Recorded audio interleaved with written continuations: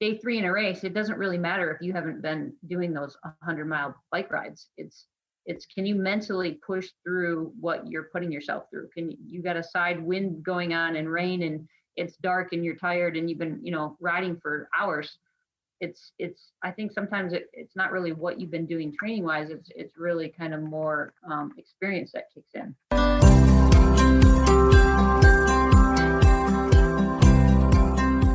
Welcome to The Dark Zone, an adventure racing podcast. This is your host, Brian Gatens. It's Thanksgiving weekend 2021 here in America. All the best to our friends and family, both in America and around the world. For today's episode, we're joined by Mary Chandler. Mary is one of the more prolific American adventure racers. She recorded this podcast after competing in the World Championships and after winning the National Championships as part of Team Wadali. She is thoughtful, funny, smart, energetic, and a powerful, powerful racer. And we are delighted to have her join us today on The Dark Zone. The first question I have for you as we dive into this is, how tired are you right now after all that racing? I'd say right now, actually, I'm starting to get kind of antsy to get another race in. I finally feel recovered and ready to go. I think it's been two full weeks. I'm going on my third week. So I feel pretty good, actually. So how many hours a night are you sleeping now? My normal, which is like 9. 9. You were as high as 15 when you first got back? I do sleep a lot. No children, so I don't really have a work schedule. So I get plenty of sleep. But after the race, it was like 10 to noon I was sleeping. So it's around the clock. And obviously, for those of us that have done long form races such as the one that you've done, especially 2 back to back, the sleeping and the eating, they become your primary hobbies after the race is done. Yeah, they really do. I don't really realize how hungry or tired I was until after, the very next night. I always say that, like, the second shower is always the best shower, because the first one you don't remember. You're just like, I just want to get out of these wet socks, and first shower you've had in a week. The second shower is always the best, and then after that first night of sleep, then it's amazing how quickly you start to feel normal. Exactly, and your body begins to recover. So before we get to the sleeping, the eating, let's back up just a little bit. So Mary, for our listeners that are new to the Dark Zone, Mary, is safe to say, is one of the more accomplished American adventure racers. There's a pretty good shot that if you see a race list, you'll see Mary's name on it. Off the top of your head, Mary, how many races do you think you do a year? A year, I usually try and get probably 4 to 5 expedition races a year, which is kind of crazy, I guess. And then another handful of, mountain bike races, a couple of 24-hour races. I wouldn't say I'm really consistent in my racing. It's just kind of what falls in my lap. I'm a very good last-minute racer. Like, if somebody calls me up and says, hey, we need a teammate, I'm usually the person that can jump in and do that. So I have a tendency to not really plan out my race schedule ahead of time. I have a trouble with commitment. But once it falls into place, basically, if I have at least, a month to 2 months in between an expedition race, I'm pretty comfortable with that. So, and for those who are learning about adventure racing, we usually qualify an expedition race as usually being around 5 days or so. 4 to 5 days would be an expedition level adventure race. True. What's the longest race you've ever done? I believe I had maybe 3 races that were around 8 days. I raced Expedition Alaska. I did the World Champs in Costa Rica. I don't remember what year that was, maybe 2014. That was 8 days. And even I did Eco Challenge Fiji. Oh, I think that was only like 7. But personally, I prefer 3 to 4 days is kind of my favorite spot.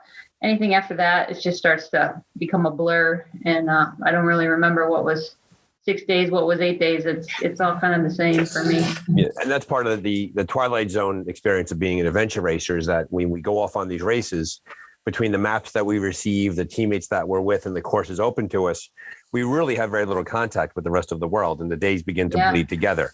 I would assume, and what I've heard about Alaska, which I think might have been in 2015, I might be guessing there, that was tough for a lot of racers because it was summertime, and so they really didn't have darkness. That was actually what made it easy. It was amazing. I think I used the same batteries through like 3 nights, and and if you were in the canopy, like back in the trees, that was when you needed a headlamp. But if you were like out, on the glacier or wherever, you hardly even needed any light. Like the sun was setting and the moon was rising. And then it was like all of a sudden the sun is rising and the moon is setting. It was maybe 2 hours of twilight. And yeah, it was fantastic. I think that actually made things better. But yeah, again, you start to lose count or you lose track of the days and what's going on. And yeah, that was definitely a tough one for sure.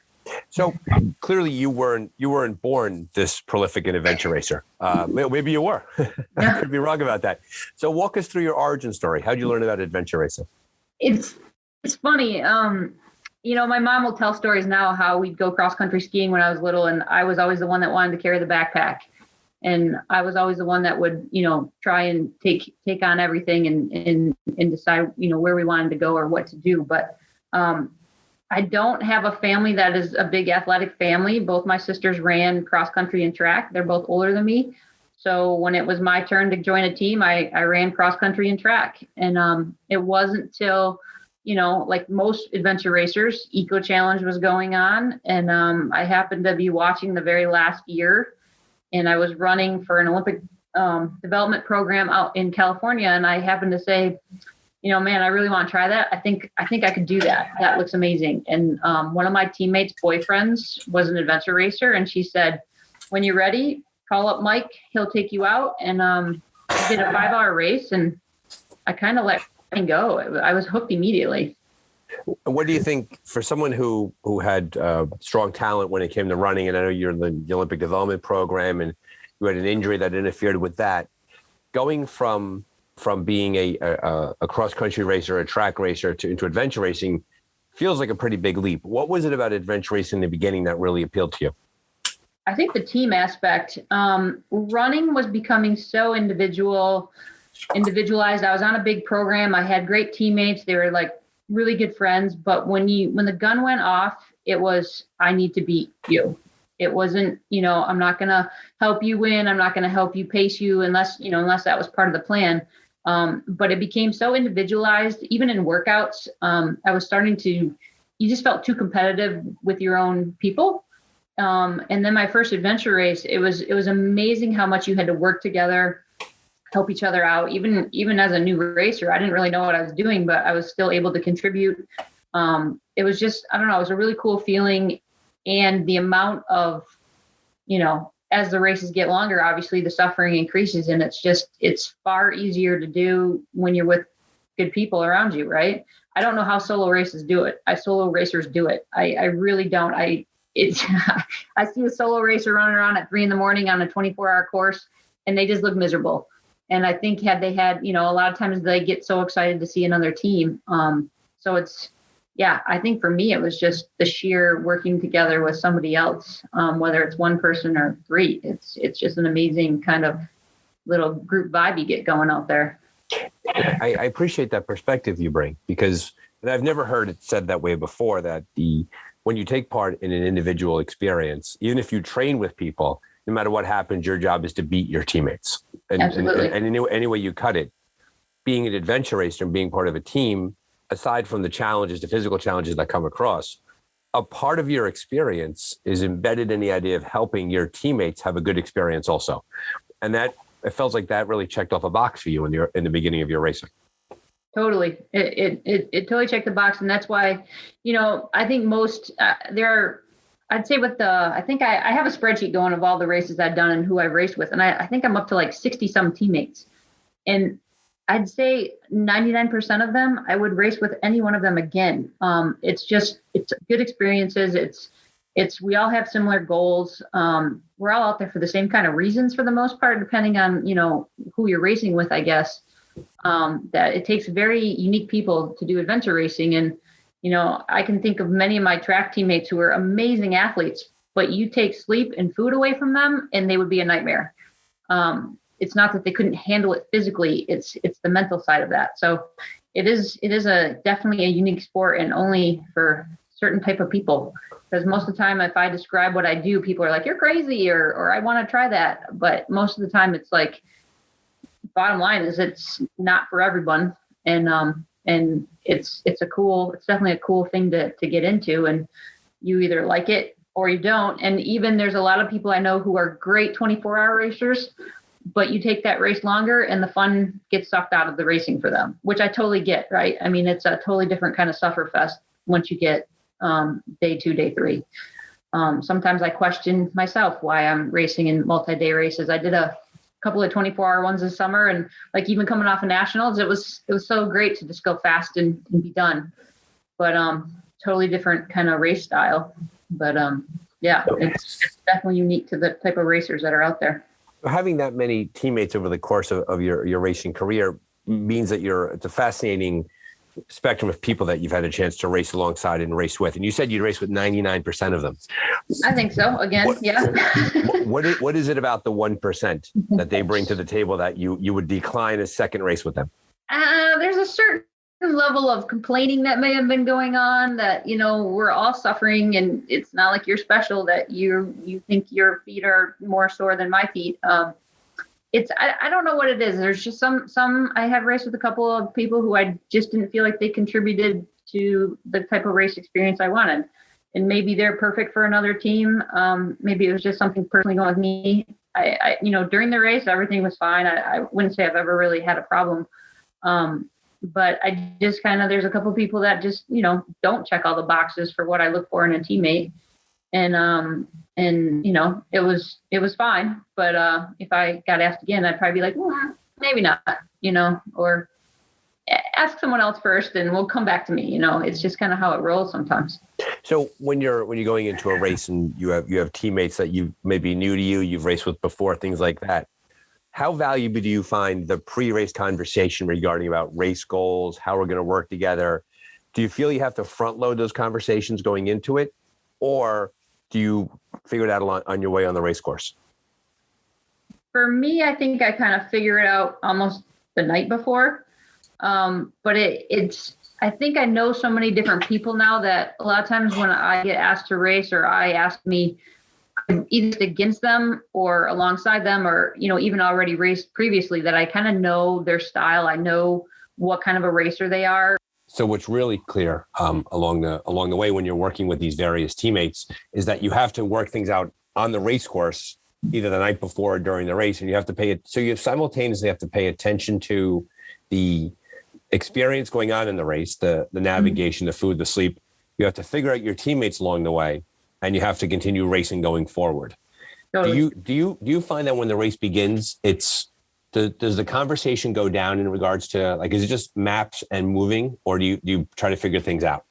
So it's funny. Like, I was talking to Brian when you interviewed Justin and Brian, my nationals call teams. So I know Justin quite well. I've raced against him and with him many times, but Brian I've never raced with. And after 24 hours of racing, we were so only talking about race stuff 99% of the time because of what we were doing, the pace and everything that was going on, that I really have no idea about Brian, like, other than some pre-race conversations about his life, his social life, his wife, his kids. But like, when you do an expedition race, you can finish a race course and know, you can know some of their deepest, darkest secrets. You've seen them in their lowest point. They've seen me in mine. It's amazing what your relationship is after an expedition race versus just a simple anything under probably 24 hours where, people don't really get to know each other as well. It's just kind of funny. I'm like, usually I kind of hold on to like a long paddle or a long trek, and then I'll be like, hey, tell me what you just, what you've been up to or something. Whereas in a shorter race, you don't have time for that. Yeah, I think the part of that is a dynamic. There's a variety of factors that lead to that level of intimacy, that level of closeness. Because I agree with you 1,000%, right? Yeah. I always like to say that when you do a longer race, an expedition race, 3 days, 5 days, you will experience every single human emotion during the course of that race. Yeah. Like, for the most part, whether or not you're showing it out loud, you're feeling it inside. And I think that's part of it. And so you kind of strip away you're kind of exposed, you're kind of raw because you're hungry and you're tired, and you tend to go into this place. We all go into this place that is, we don't access a whole lot in our day-to-day lives, right? When we're on the couch and we're watching TV. So that's one thing. Yeah. I also think part of that is plain old-fashioned boredom. Like, after like 72 hours, like, tell me about yourself. Like, where'd you grow up? What'd you do? and the stories. And give me the long version of that. Exactly. There I was in third grade, right? And the teacher wasn't nice to me.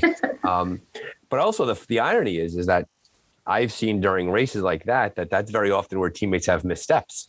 That you're walking on a road and you're having a conversation. True. And you walk right past a trailhead or you miss a CP. Yes. That is, I've actually heard some horror stories of that happening. I feel like I try and kind of be careful, or I watch myself, like, in a long paddle, if I'm not with the navigator, I can just, we can just go question per question and hang out and discuss, life's problems. But anytime you can tell I think I have enough experience now where I can kind of tell when the navigator, and every navigator is different. I mean, Justin, that guy can be cracking a joke and then be like, oh, the checkpoint's right there. And other navigators, they lose their focus within answering a 30-second question. So you definitely have to be careful of those things and can't always be, chatting all the time because, there's definitely a distraction point there.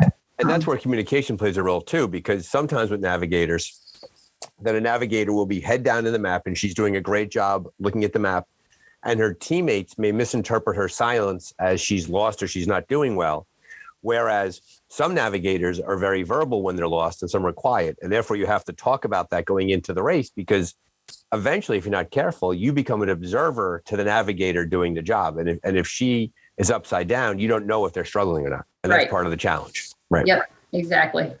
Yeah. It's funny that the story you were saying there a second ago about, conversations. I remember this one story I heard one time about a caving section that was in a race, and caves are my kryptonite. Going in the ground is for other people. And these teammates were going into the cave, and it was pretty long and pretty tight. And it took like 15 minutes to find this section.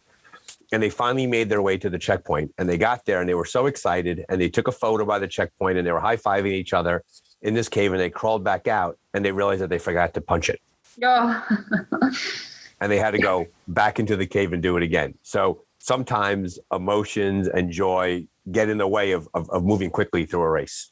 So we dug a bit into the teammate dynamic, and I agree with you that the 99% rule really is in effect, and that very often when people it's just not a good fit, and sometimes they might be a better person for a better team at a different time, and it's far less about them than it is about the way that I approach them and who they are. I realize that too. Talk to me a bit about equipment, training. Like, you are fast, right? You're a member of the reigning national champion team, right? Team Wadali. And you went overseas, and with Team Orbital, you came in 8th, I believe, in the World Championships. So you're quick and you're fast. Talk to us a bit about that. How does that happen? What does your background look like? Your training? Is it a lot of training? Like, for those of us sitting at home on the couch, you have a pretty good story to tell about how you got to be that fast. So there's a couple of things here. For one, it's funny. I'm 45 years old, and a lot of people who are outside of adventure racing are like, that's crazy. How can you keep doing that? And then it's just like, honestly, I'd say in the last like probably 5 to 6 years, I don't even know if I'd go 10 years, but the last 5 years, I've been racing. So I think I started racing when I was like 28. I was pretty much done with running, which, track runners don't have that long of a lifespan, really. Once you get in your late 20s, it's hard to run fast anymore. Whereas adventure racing, you look around at a lot of the top teams, and they are in their late 30s and their early 40s. It's just experience comes into play so much that for me, my training isn't nearly as intense as it used to be. One is I try and race a lot, but two, I think so much of it is your mind can just help, is really where the training is, right? Like day 3 in a race, it doesn't really matter if you haven't been doing those 100-mile bike rides. It's can you mentally push through what you're putting yourself through? You got a side wind going on and rain, and it's dark and you're tired and you've been, riding for hours. I think sometimes it's not really what you've been doing training wise. It's really kind of more experience that kicks in. And so for me, I think that's really how I've gotten to the point where I'm at, is that I already came from a very competitive background. Once I stopped running, I got into adventure racing. So I've already had that level of intensity of pushing through pain and getting it done. But now it's like, I've been here before. I've been in this state of exhaustion before. How do I keep going? How do I, push through this? And so for me, I think I have so much experience in that of, I've done well over 100 races. It's just, it's kind of like, what's the word for that? It's kind of like, I wouldn't call it a secret, but it's like, that's what works for me is the number of races I've done actually helps me train less now. Eventually you'll reach a point where that's not going to work, right? I do need to train. I'm not saying I come off the couch to race, but I feel like I used to be training, 25 hours a week. And now I'm probably like 15 to 20. It's just like, I can back off a little bit and just know that experience is going to push through. And I kind of train for the race itself. A big thing, what I like to do is 2 weeks prior to a race is where I really hit it hard. Doing 2 to 3 workouts a day, where you're kind of reminding my body of what it's like to push through being tired, switching the sports. You're just running, you're biking. And, prior to that, I may only be doing 1 workout a day. It's just kind of, I think everybody is different and everybody finds what works for them. And for me, I've discovered that it's a lot of listening to my body too, of how am I feeling today? Okay, I've been running a lot, so maybe I'm going to paddle today because I feel exhausted. But a lot of it's just sheer experiences starting to come, really helps in my favor. And racing at higher levels is also kind of, I have that experience, I have that confidence to come into a race. Like, yeah, I'll admit I was nervous coming into race with the Swedes there, but I've also raced with Vitorade, which was a top team back in May. And so I knew if I could race with them, I can race with these guys. So it's just kind of an experiencing that really helps me get ready for the next race, I guess. And I think you bring up a valid point that you've built base over the years, right? Yeah. Going from a competitive background. And it's so funny, like as a track racer, 28 is the back end of that, right? People really are going, like, once you're there, and that was when your adventure racing career took off. And I can relate with the age thing and getting better as you get older. And so you took your base, your athletic base was there for you for a long time. You layered on top of it the necessary skill set to be a good adventure racer, which is obviously capacity when it comes to mountain biking, trail running, paddling, hopefully not rollerblading ever again. And as a result of that, you go into a race and you need less preparation. But for those listening at home who are new to this, that less preparation is only possible because of how much base you have over the years. And therefore you could step into a race setting and spend 2 weeks beforehand. And then eventually, and I'm far from an exercise physiologist, and I encourage those who are to push back on this if I'm wrong, there's eventually the law of diminishing returns. That you could easily overtrain going into an event because at the age of 45, and I'm 51, the recovery gets longer in between the events. Totally. And it also comes kind of down to, like, I mean, in general, I'm not a on the couch type person. So maybe I haven't been training, but like all summer long, I was doing landscape work. So I'm kind of like I believe in the Rocky Balboa type training. Like, as long as you're not sitting on the couch all day, then yes, you do need to get up when you are planning an expedition race. Even if, all the experience in the world, you still got to wake your body and your muscles and get them moving. But I think a lot of it is just kind of like, what do you do in your general day? If you unfortunately have to work at a desk or sit all day long, then yeah, you might need a little more training than I might need to, because I hardly sit down until, once it's dark outside. Yeah, and you're spot on. Will Gadd, who is a climber, and he's a very, very accomplished adventure athlete. He did the Niagara Falls ice climb, really, really strong person. He talks about how, for him, he has specific training days, but he never goes without a day where there's some sort of movement-based activity. So if he wakes up in the morning and if he's tired from a big effort and he's kind of beat up a little bit, he may do only half a workout. He may just go for a walk. He may go for a light run. Rare is the day where he does nothing. But sometimes those days are scheduled, right? Some days you just have to lay on the couch and sort of let your body recover coming off a big effort. That comes over time, right? Because you've worked at it for a long time. But that's also listening to your body and knowing that this may not be the best day to hit it hard because maybe your throat is sore in the morning, or maybe you're going into a big weekend or things like that. How do you marry that training alongside nutrition? What does your diet look like outside of here? And by the way, adventure racers, for the record, for those of you who are listening at home, adventure racers are the worst people to talk to about diet, nutrition, as Mary shows me her can of Mountain Dew. I will tell you, Mary, that a friend of mine who's not an adventure racer was listening to one of my earlier podcasts and was laughing out loud. And we discussed nutrition, and it was about ding dongs and drinking soda. Right. Yeah. And so, yeah. So walk me through the finely tuned diet that you clearly have as a champion adventure racer. Do you want to know how many boxes of Count Chocula I've eaten since Spain? It's funny. After an expedition race, it's most people you eat a lot of junk when you're racing, right? You're kind of on a sugar high for like however many days you're racing. But for me, when the race ends, my body still continues to like crave that. And I think normally I have a fair amount of sugar in my diet. Any of my friends listening would probably be laughing at that right now, but there is a certain degree where your body's still running on those kind of fuels and craving it. So like after a race, I don't think I drink any water for like the first few days after. I think I literally am only drinking like Coke or whatever's available. It's really weird. But then all of a sudden I feel that shift when it's like, okay, time to start hydrating again and eating, normal meals. It is also hard, like racing internationally, it kind of messes with your diet a little bit too, because I'm a fairly picky eater. I'm not big into trying new things. I have a very bland diet. So for me, I could just eat pasta every day and call that good. It's just, I'm probably the worst person to talk to about nutrition, but I will say, if your body doesn't normally consume sugars and kind of occasional junk food, then I don't really think that's what you want to race on. I've seen more and more people who are very healthy vegetables and no meat or whatever. And then they get to an adventure race and they try and race with those kind of foods, and those don't necessarily work, but the sugary foods also don't work, right? Because your body's just like, whoa, what are you putting into me? So I always kind of joke that part of my training is actually I'm eating junk food because it's what I fuel off of in a normal day.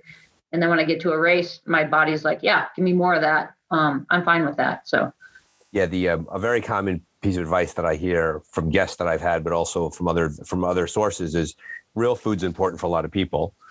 Junk food's important for a lot of people. Homemade food's good for people. The trick is to go and find what works for you. Yeah. And then inside that race course, do not introduce something brand new going into the race. Like right. That is the worst thing you could do. But that also applies to like equipment and to food and the strategy. Yeah. Like I remember one time someone said, I get a brand new pair of shorts, so I'm going to wear them for this race. And I was like, are you out of your mind? Because it was like, what do you, like you train in them for 3, 4, 5 months and then you wear them in a race and things like that. Yeah. And variety is always the key, right? So when you're talking race food, something that might work for you on the first day of the race probably isn't going to work. You might not even crave that later in the race. So I try and, break up things as much as possible, because you go out for a 36-hour section of a race. And if you only bring one particular type, 1 or 2 types of items, you're kind of screwed if it doesn't work out for you. Yeah, you hear from time to time that there's the team that wants to eat. They decide they do a calorie count and they bring 25 Cliff Bars along for a race. And after about 4 Cliff Bars, they can't manage it to get them down. Yeah, no offense to our Cliff Bar sponsors out there, right? No. They just can't do it. Cliff Bars are good, and it's kind of crazy how that all works. I see more and more new racers. That's probably the number one mistake they make, is either foot care and then nutrition, which is just, you got to have the variety. I helped a guy. Right before C2C, it was in the expedition race in Florida in February. He asked me to come check his gear and his food. And I'm like, what are you going to eat? And he showed me a Ziploc bag, and it was all the same thing. I'm like, no. I'm like, go across the street to the gas station right now and just pick up some things that look, something that might interest you, because you're going to want those. Maybe your other stuff is good and all your granola or whatever, but 6 hours in, you got to break it up with a Snickers bar or something.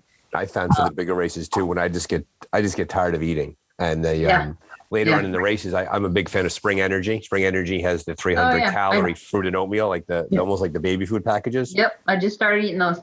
And they just go right down, and it's easy, and it's 300 calories in you. You walk into a transition area, you have one right away, and all of a sudden you're 300 calories ahead.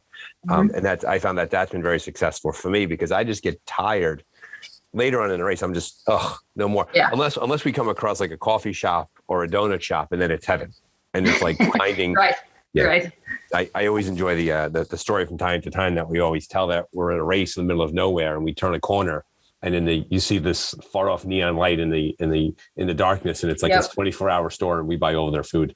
The first gas station sandwich I ate was in a race, and I was kind of slightly horrified at first, but then it was so amazing. And I'm sure it had expired like previous 3 years ago. Didn't matter. It was it was the most amazing thing, because it was just like, I felt something cool, and it was just there and available. And yeah. I have a teammate that he says that gas station empanadas are the best empanadas in the world. Oh, for sure. Exactly. So you mentioned foot care before. For many racers, whether it be a 6 hour, 24-hour, or a multi-day race, taking care of yourself below the ankle is really a challenge. What strategies do you use to keep everything together down there?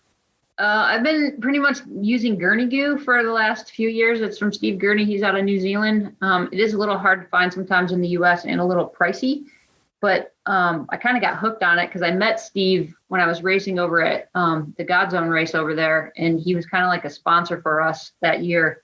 And so he kind of like provided us with unlimited supply of his Gurney Goo. So we kind of got addicted to that stuff. But any sort of foot lube anything that's going to keep that friction down in your socks. Some people just do Vaseline. There's Sports Stick. There's, I don't even know, Runner's Goo. There's so many different brands out there. And again, I think that's another part of trial and error. What works for you. Anything with some antibacterial is going to be obviously work its magic for you too. It's better than nothing. But, and some people do powder. I used to do powder. It's kind of like what's convenient and what works for you. I'm a big believer in, for a shorter race, you can, even a 6 hour race, I'll still lube my feet, just because why not? And then, but as it gets longer, we'll like out in Spain, we had a section that was 23 and a half hours was our first trek. And we did one stop where we changed socks and re-lubed our feet. And I think that's, those 5 minutes will bring life back into your feet and hopefully help you in the end. And that's a great piece of advice, because I'm guilty of that myself, that in a desire to keep moving, you will ignore the pebble in your shoe or the grind on your heel, and you say it'll go away. And rather than spend 3, 4, 5 minutes changing a set of socks, putting on some dry socks and putting in some lube, all of a sudden you've created a monster on your foot. And next thing you know, and once it goes downhill, it just goes downhill. Like it's tough to bounce back in a race from any sort of a deficit, whether it be food, whether it be something physical. Yeah. And those kind of things are, super important to talk about with your teammates ahead of time, right? Like when we're packing our gear, like, hey, everybody throw in an extra pair of socks, and one person's bringing a tube of lube that we're all going to share out there. Because if I get out there and I see my friend, like, and my teammate sits down and says, I need to change my shoes, I'm like, or my socks, I'm like, wait a second, we didn't talk about this. Like, why don't I get to change my socks? So it's kind of like, you kind of want to do it all at the same time, and you all want to be on the same page, because otherwise, it's just, you could have a problem later if everyone's not on the same foot care type plan. How do you pick up on a teammate who might be struggling but not talking about it? What do you keep an eye out for? Usually because they're not talking, they're quiet. Anybody who drops out the back should never be the last person on the team. You always want your slowest person, or whoever's feeling like crap, number 2, number 3, when you're out there. So usually the biggest thing is, again, this is when it helps when you get to know your teammates so well. There are some guys that I've raced with that I know when someone stops burping, I know that's not good. Like, he is not feeling well. If he's normally, constantly, burping, I know he's fine. But the second he stops, I'm like, well, what's going on? Are you okay? And usually the answer is no, I feel like crap. So it's kind of it helps when you do get to know your teammates. But for most people, I think the biggest thing is when somebody gets quiet and if they start to go out the back door. And if they say they're fine, they're probably not. And then the question is, well, then why, what can we do to help you move faster? It's definitely about awareness and who's doing what out there for sure. A common strategy that a lot of non-adventure racers have a tough time wrapping their head around is the idea of sharing gear. Yeah. And also going on tow, right? When and for going on tow, for those of you who are listening, is literally going on tow. Like you put a rope on the person behind you. Rope's a strong word. It's more of a thin wire that's strong, and you help pull the person along. Have you found that to be a challenge with yourself and with your teammates in terms of give me your bag, don't give me your bag, get on tow, get on tow? Does pride get in the way? Absolutely. This race in Spain for me was the first time, the first day. I think I've been on tow once in my life on foot. That was when we were in China, and it started basically anytime a race starts out crazy fast. That's usually hard for me because I'm kind of a ease in things a little bit more. When the tow line comes out, you got to just swallow your pride and be like, okay, I need help because I am not able to keep up with the pace that we need to go. I always think it's a real man can be towed by a woman. I've towed and carried packs of so many guys, and I think I've only had one argument with one guy who's like, no, I don't need one. But for the most part, if you are willing to hand over your pack, you will move faster. And maybe you're not even feeling that terrible, but we've done some training where we just kind of share packs and like when it's hot and you change your pack, like one person takes a turn without having a pack on for 5 minutes and you rotate around. And it's amazing how you get a little burst back into your stride. Yeah, you feel fine. You don't really need someone to carry your pack, but you just, felt amazing for a second there. And then the person who was carrying 2 packs, you bring them back down to 1 pack and now they feel amazing because, their load is lighter. So, there's definitely some pride that has to be, swallowed, but it's whatever makes the team move faster. And I think that's a big, part of being a good racer is like, hey, guys, I need help. Take a water bottle, give me take some stuff out of my bag, something. And usually, most people aren't on tow for 6 days, right? They usually need it for like a day or a couple hours. And then you feel better. And maybe the person who was towing you now needs your help. It kind of cycles through the team. I was in a race one time where a team was passing us and they had somebody on tow and the person on tow was chatting away as if they weren't on tow. Yeah. And you could tell that wasn't going well. Like if you're on tow, you better be working, right? And they were having a conversation as if I was like, I don't think that's really going too well right now. And later on in the race, you could tell that was a fiction point. They needed some relationship gurney-go, not foot gurney-go. It was all messed up there. And when the photographer comes out of the woods and snapping pictures, too bad you're on tow. Like, don't grab your pack back. Don't come off tow just to make it look tougher. That's not how it works. Can we pause for a second? We're going to go back down the trail. Give me back my pack, and we're going to do it again. Yeah. There was a picture from Worlds of which my teammate was carrying my pack, which again is I've been fortunate that rarely happens. And I guess it just made my mom super concerned because she saw this picture of my teammate basically carrying my pack. But I'm like, I'm not going to grab my pack back just because the photographer's there to make everyone at home feel, oh, Mary's fine. Exactly. It was more like, nope, I'm hurting right now. This is how it works. And that's the idea that you feel every single emotion during an adventure race. Yeah, exactly. And you made an interesting point, by the way, about the idea of sharing a pack and going back and forth. It's one thing to say you're a good teammate when you're being the hero. Right, I'm a good teammate and I'm going to carry my teammate's pack. Mm-hmm. But the being a good teammate is sometimes saying to yourself, I need you to take my pack. I think that's more, yeah. It's kind of a two-way street there with the person who's like, yes, I will take your pack, because obviously that, maybe they're feeling like crap and they don't really want to take your pack, but they're still feeling better than you. So yeah, it's just kind of how it goes. You have to be the good teammate and say, I need help. And then hopefully your other teammates willing to help. Yeah. And that's where obviously you need to stay on top of your nutrition, right? Because all of a sudden hunger fall apart and then relationships begin to fray inside the race. And maybe the team as a whole needs to needs to back off for a little bit. We've had to do that before too, right? Like there's no point in driving somebody into the ground because you're going to be dragging them later or helping them later. So maybe if everyone's packs are already insane, like there's some sections when you're all carrying pack rafting gear and there's no way humanly possible to add any more stuff to your pack. So the answer is that we need to slow down a little bit. Sometimes the best thing to do as a team is just gear it down a little bit and slow it down. And when I interviewed Darren Steinbach, we just dropped his episode yesterday. He talked about how he was a late addition to the team for Team Bend Racing. Yeah, that was amazing. And then he just basically talk about gutsy, right? It's one thing to prepare for the race with months and months and months. It's one thing else to get the phone call 36 hours in advance and get on a plane. Yep. And how the team, they made a strategy in which not to, like the goal went from trying to win worlds to trying not to kill Darren. Like that was their strategy. And they almost didn't succeed. It sounds like they almost killed him when they told the race. Fair strategy. Yeah, exactly. Try not to kill your teammates. Big rule. So obviously you bring such a depth of experience, and you bring your own the level of base you have, and the work and the things you've done over time. I try very hard to have this podcast not be a pop quiz, right? Because it's not fair to the guests to have them sort of like try to guess things out loud. But I can't help but notice with 100 races that you've done, with all the teammates that you've had over time, all of that, you clearly have had the chance to learn a lot of lessons about the world and about people and about cultures and about places. I mean, I don't. Have you ever counted up how many countries you visited as a result of adventure racing? I'm at 19 different countries right now. 19 different countries. Like, holy cow.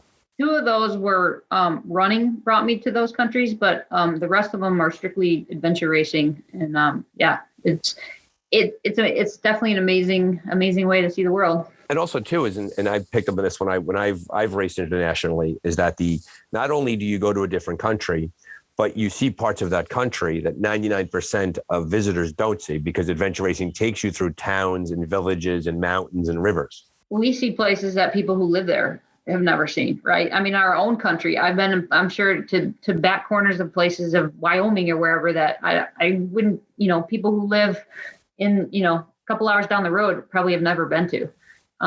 But yeah, and sometimes I've had some friends that are like, I don't understand how you go to these countries and then you immediately leave after a race. Like, don't you want to stay and tour it? I'm like, no, like I saw more of the country in a race. I see what people were, we're in South Africa, and we're literally walking amongst people who are carrying buckets of water on their head and sticks on their backs. And, no one's wearing shoes and in and out of huts. That, had you been to a major city, you probably wouldn't have ever seen that, or, done the tourist type bus or tour thing. You're not gonna see that. You're not gonna get to sleep in the floor of someone's hut because they're welcoming you to lay down there. Yeah, I've seen that in races too, where you hear stories from racers where they'll pass through a tiny village and all of a sudden the doors get thrown open. Please come inside. Please sit down here. Yep. And they're happy to host you. They're happy that you're a guest, and they're happy and they're very proud of where they live and who they are. And they want to show you their country, and they want to show you their people. So I've seen that experience come alive, and I've seen it very often in the documentaries about adventure racing. It talks about that. And I noticed too with Worlds, there were in the top 20, 11 different countries were represented. Yeah. With I think the Swedes took over. Yeah, the Swedes had a great race. That's probably the best, the most number of Swedish teams in the top for sure. Usually there's only 2 that are in the top 10, but it was a pretty good mix of teams up there for sure. So what have you noticed in being American, having American culture and sensibilities? What do you notice about other countries that probably make them more powerful adventure racers? What's the secret sauce that Sweden has? Canada, by the way, if the Canadians are listening out there, they are just amazing racers. They occasionally they come over the border and they just clobber us whenever they race against us. Yeah. What do you think it is about those people and that culture that gives them such an advantage? A big thing is navigation. Orienteering is such a big thing in Europe and in other countries that we don't really have that here. And it's kind of in different parts of the US, I feel like. People say that they can read a map, but maybe. I mean, I see I just don't see any top American navigators that can do expedition racing. Sure, we have some good orienteers, but I think navigation is our biggest problem from what I've seen and what I've experienced with who I've raced with.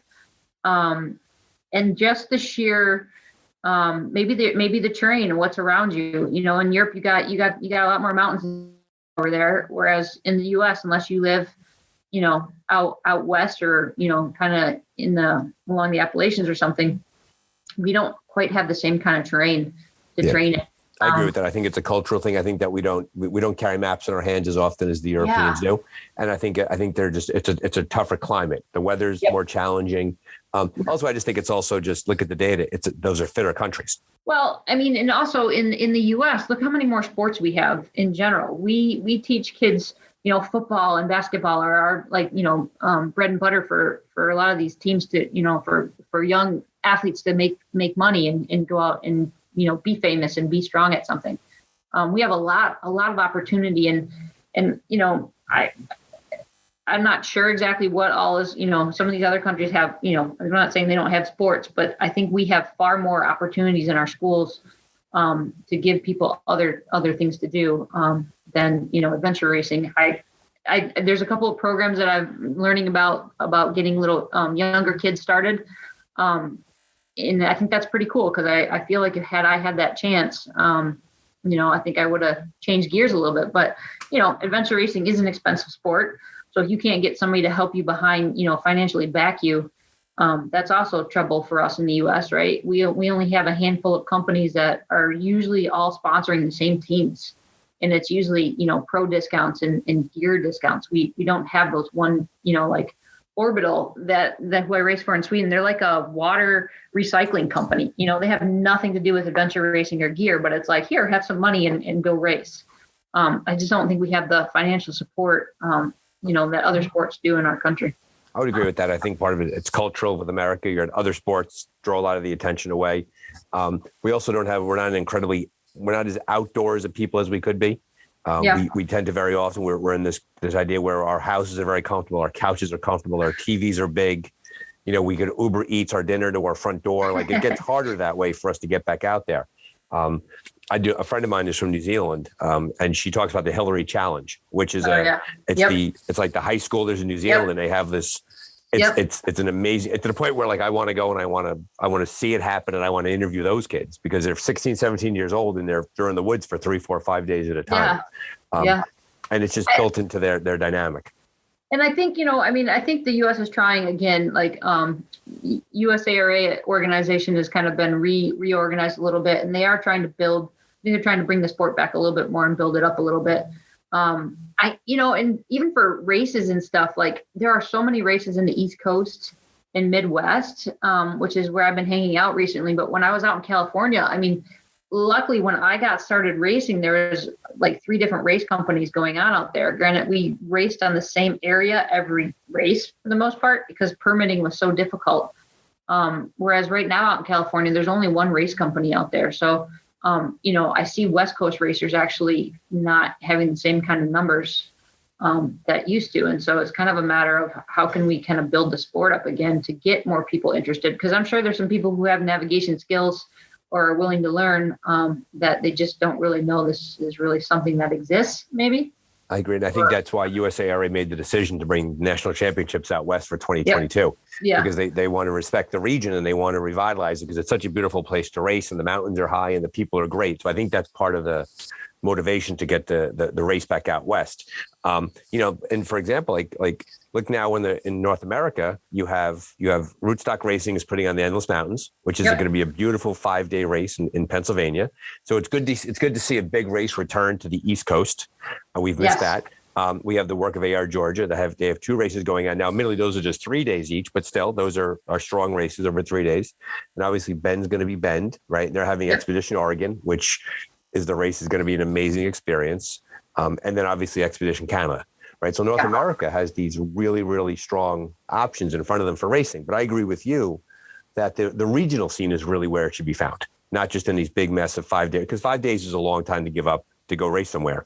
Yes. It's the 24 hours, it's the 36 hours, it's the 8-hour races. Back when I was racing a long time ago, I feel like there was a couple options where you could do 48-hour races, which is kind of like a good way to kind of help ease people into expedition racing, right? Like it gives you that experience of, a little sleep deprivation and, maybe you're navigating through 2 nights. It definitely gets to a little more experience. Although I am amazed how many people jump into expedition racing as their first race. It just blows my mind. I interviewed Wheelo Nader, and Wheelo was the USARA, and he was the racer at the national championships who had never sat in a canoe or really ridden a bicycle. Yeah. And I have an interview that I have to edit and put together with him. And he's a human fire engine. He's amazing to get going. And so you're right about that the jumping into those races is hard. I know that Stockville, which again is a rootstock race. I mentioned they're in the mountains. The Stockville is a great race because it's a 2-day race. Yep. The first day is 14 hours. So you race to mid camp, you camp out, and then you race back the next day. So you have 2 days of racing back to back, but you don't have a full night of racing. You don't get clobbered over that time, which nukes a lot of newcomers, and they have a really hard time doing that. Very nice. Where do you see with your depth of experience, what trends do you see in the sport? What direction do you think the sport is heading, and what could the sport be working on better? what I find interesting is the number of women in the sport. There's a lot more all women teams. Mm-hmm. They're really, there's a big push for that right now. I'm actually signed up to do a 12-hour race down in Kentucky, I think in 2 weeks. And the number of all female teams, and actually I'm racing with just one other woman, and I've never done that before. It's kind of interesting that I feel like that is amazing to me. Like back in the day, it was, you didn't see that. If there was an all woman team, it was like, whoa, what's going on? Are you guys crazy? Or if you see one guy racing with 3 women, it's just like, wow. Whereas now I feel like there's a lot more women that are either confident in their navigating or, being out at night or whatever. It's pretty cool to see that is definitely growing, especially in the U.S. I don't know elsewhere, but I think that's a byproduct of obviously Title IX, right? Where we want equity in sports for women. That's one thing. I think culturally speaking, I think that women's sports has grown tremendously, and it's with the WNBA and the women's national soccer team is incredibly popular. And on top of that, too, adventure racing, to that credit, is formed the Women of AR, which is a group dedicated towards bringing women into the sport, and we're seeing the fruits of those efforts. Yep. I think you're spot on about that. It's delightful to see that. It's a sport where women can race side by side, right? I mean, most of the time you're racing with 3 guys. Especially expedition racing is where you see a lot of the women are actually quite strong towards the end of the race, where the guys start to kind of peter out a little bit. Maybe paddling is the one time where you might see a little difference of women racing side by side with guys. But again, that's all depends on who's in your boat and who's training and who's doing what out there. But it's pretty cool to see. And I should dig into this for the history of the sport, but credit to the founders of adventure racing when it grew to larger ranks, the fact that they said, no, the premier division will be a co-ed division. That they didn't, because that decision made so many years ago. If they said that an all-male team could be a premier division, we wouldn't see women adventure racing the way we do today. So credit to them for seeing that down the road. And I completely agree with you that later on in races, female teammates tend to hold on much better than male teammates. We disintegrate. We become little babies. And the women wrap us in their swaddling clothes and carry us to the finish line. So aside from the growth of women in the sport, what direction do you hope the community goes in? You clearly, a large part of who you are and what you do is round up in the sport. So your voice is valuable here. What else do you want to see happening?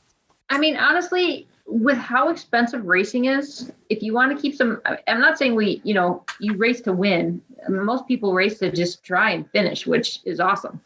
But for my case and a lot of other people, like, it'd be great to have a little money in the sport, right? Like some incentive. It's really painful to watch these obstacle courses where they get a big check at the end and like, for what? It's just I mean, the amount of gear and the abuse we do to ourselves and the amount of money and finances it takes to get there. I mean, basically anybody who does adventure racing is obviously not in it for the money. And I don't want it to become a sport where money is the goal, right? Because I think that will change. It will definitely change the dynamics of the racers, right? I mean, we're all out there for the adventure, not for the financial gain by any means. When I first started racing, there was actually a fair, decent amount of prize money and just a lot of even the shorter races.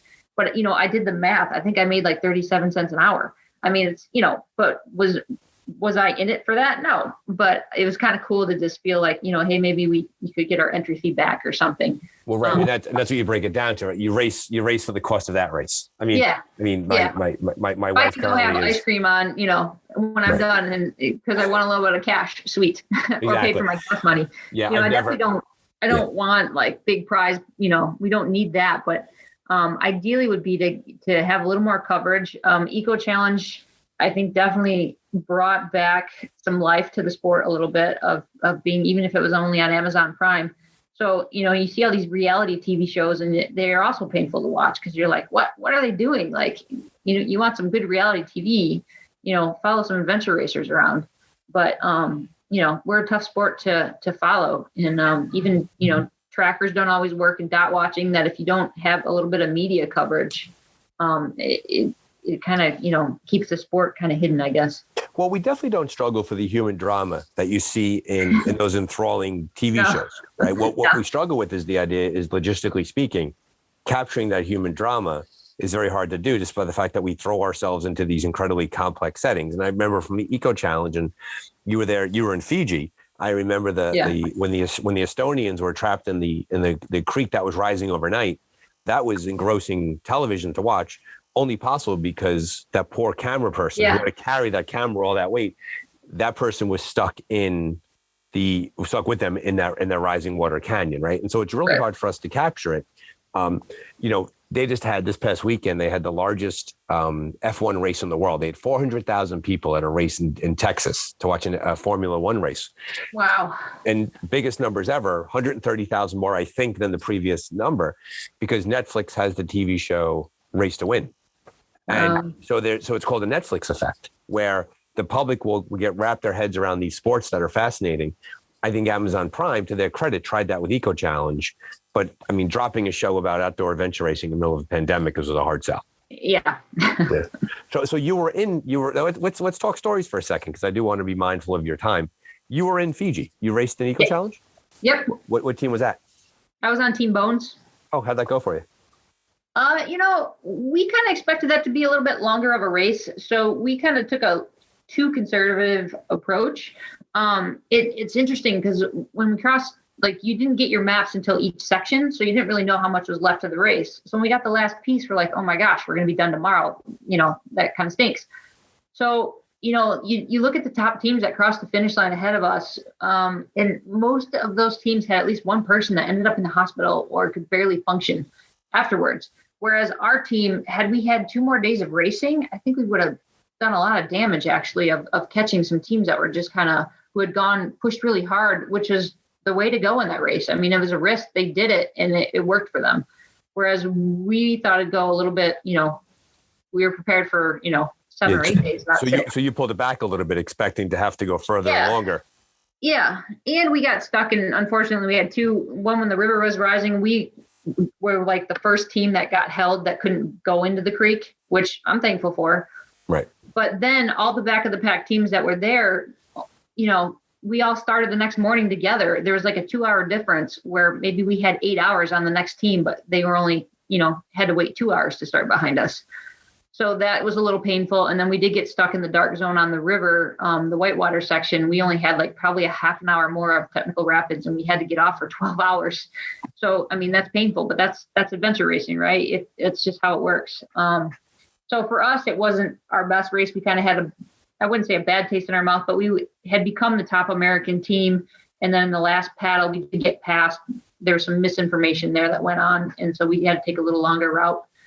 But it happens. And so, but all in all, I mean, it was a cool experience from the fact of there was so much hype and so much attention on us. And every village we came into, people actually knew why we were there and what we were doing, and they were cheering us on. It was the locals there were amazing. And just to be part of such a large production was very cool. It was probably the safest race I've ever done, just because, I mean, they had helicopters and everything at a call, just waiting that if you had a problem, granted, they wanted it on camera. They wanted you to have a problem probably, but it was kind of a cool experience to know that there was so much out there for adventure racing, which we just never get that kind of attention. Made it kind of fun. I've learned with this podcast that asking a racer to pick their favorite race is like asking a parent to pick their favorite child.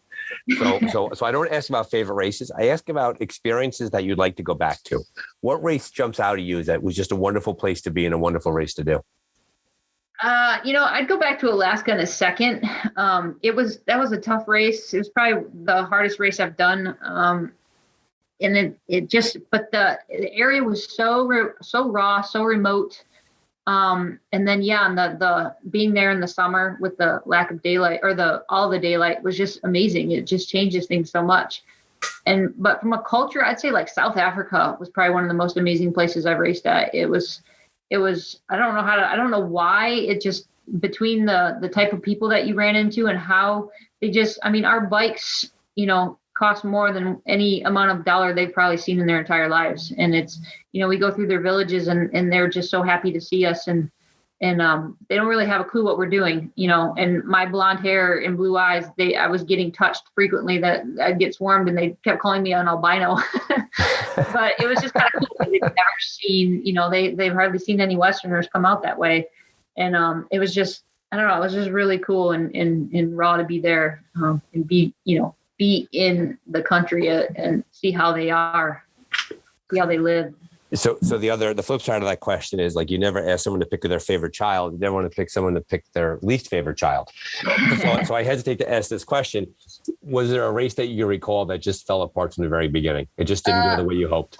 The world champs in Brazil in the Pantanal made me about quit the sport. I heard. Okay. So talk a bit about, I heard that was a crazy race. It was like crazy.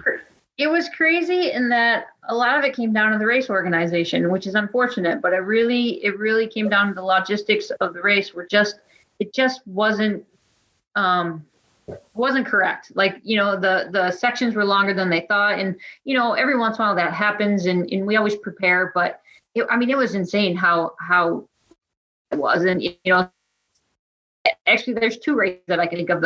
There was a race in British Columbia, that our gear was never where it was supposed to be. It was just a logistical nightmare that they didn't account for how fast teams are moving and how slow teams are moving. And we'd get there and none of our stuff was there. We'd literally have to wait. And I heard some teams had to wait hours, like 12 hours for their resupply bin. And in a race, you can't really move forward unless you get what you need, right? If you're going onto a trek section, you can't, it was only an hour. Sure, I'd do it in my bike. At one point we were biking in our neoprene kayaking shoes because our bin was not takeout, but we had paddled it with our bikes in the boat, and then we didn't want to wait, so we just rode in our no helmets, no bike shoes, and but we wanted to keep moving in it, but it was just horrible. Yeah, that's logistically, because you come roaring into the TA and you want to get moving, and you're probably towards the pointy end of the race. Next thing you know, there's no place to go. Right. And it's like, again, sometimes stuff happens, a truck might break down, whatever, but when it happens repeatedly within a race, you're like, whoa, what is going on? This isn't fun. This is almost dangerous. Things can go dark very, very quickly and make you kind of go, whoa. And, the conditions in Brazil it was so hot. And so you'd be coming to a creek and just be like, oh, I'm going to go sit in that creek. But the creek was like sitting in a hot tub. Like it almost made you feel ill. So it was just a horrible, horrible place to have an adventure race. It's flat for the most part, but it's just the climate. And then, the sections being, way longer than predicted made things very difficult. And wasn't there a situation too where all the teams were out in the jungle and there's no way to get back? Like you were out there, the transport back was challenging.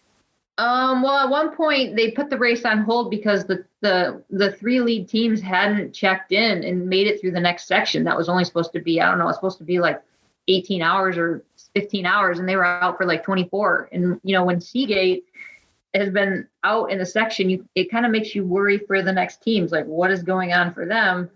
And it was, somebody had radioed for help, and they just realized that the navigation there was so horrible going through this, swampland, that it was like, they just didn't plan for that and how to help teams that needed it. So like when you have your top three experienced teams are out there struggling, well, what are we going to do with the back of the pack teams? They're not going to make it.